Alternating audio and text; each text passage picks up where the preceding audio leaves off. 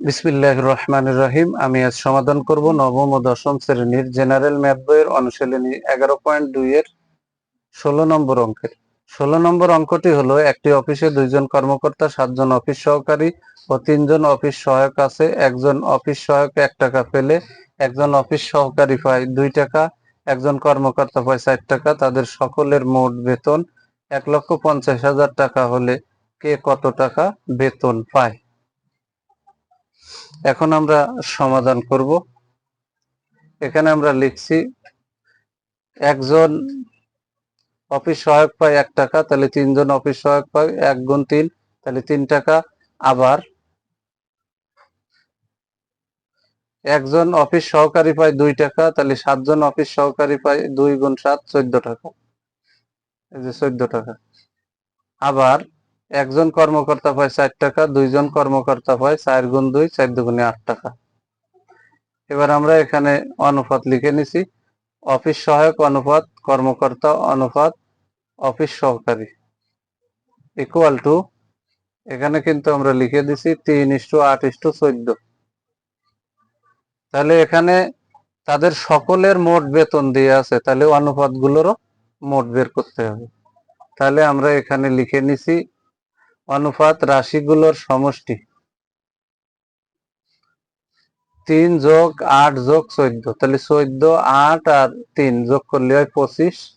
আর এখানে কিন্তু তাদের সকলের মোট বেতন লিখে দেওয়া যায়, লিখে দিলে ভালো হয়, কিন্তু এখানে বাদ পড়ে গেছে। তাদের সকলের মোট বেতন 1,50,000। তারপরে লিখতে হবে প্রত্যেক অফিস সহায়ক বেতন পায়, তাহলে এখানে 1,50,000 আছে।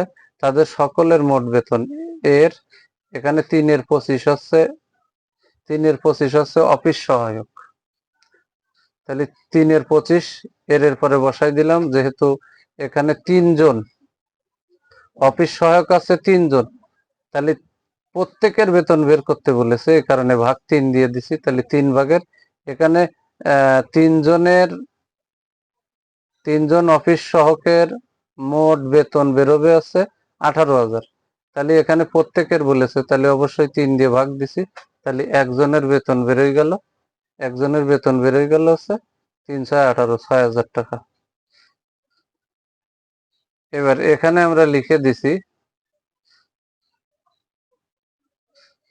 প্রত্যেক কর্মকর্তা বেতন পায়, তাহলে এই যে এখানে লিখে দিছি 1,50,000 এর কর্মকর্তা আছে 8/25, তাহলে এখানে কিন্তু 25 দিয়ে 1,50,000 ভাগ করলে 6,000 হয়, তাহলে 6-8 48,000।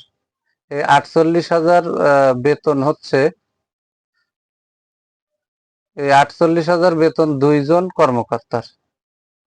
তাহলে যেহেতু প্রত্যেকের বলেছে, তাহলে এটাকে আমরা 2 দিয়ে ভাগ দেব, তাই ভাগ 2 দিছি। তাহলে 48,000 ভাগ 2, তাহলে 24,000। তাহলে প্রত্যেক কর্মকর্তা বেতন পায় হচ্ছে 24,000। এবার